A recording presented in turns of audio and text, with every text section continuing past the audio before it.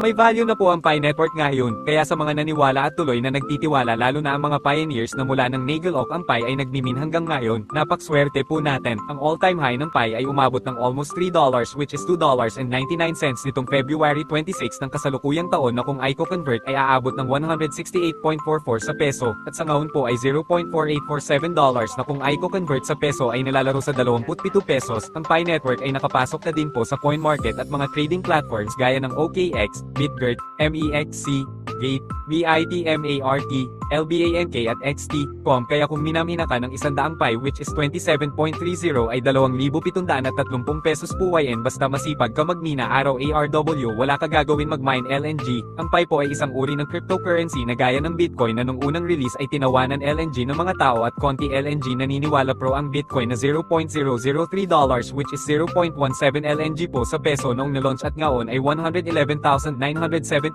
na nag-all-time high nito LNG May 25, 2025 at sa ngayon po $106,522 ang presyo ng isang Bitcoin. Imagine kung maraming nagtiwala sa Bitcoin noon pa lang ang dami and puro millionaires at billionaires, pwede kang bumili ng Pi sa mga trading platforms na na-mention sa taas pero pwede mo makuha ng libre basta sipag ka lang mag-mine. FYI, Bitcoin is the first decentralized cryptocurrency based on a free market ideology. Bitcoin was invented in 2008 when an unknown entity published a white paper under the pseudonym of Satoshi Nakamoto Pi Network. The Pi Network was officially launched on March 14, 2019, by a team of Stanford alumni. The choice of the date is symbolic, as March 14 is Pi Day, reflecting the project's aspiration to make cryptocurrency more inclusive and part of people's daily lives. The founding team comprises Dr. Nicolas Kokales, Dr. Cheng Fan, and Vincent McPhilip. Their mission was to solve the accessibility issues surrounding cryptocurrency mining.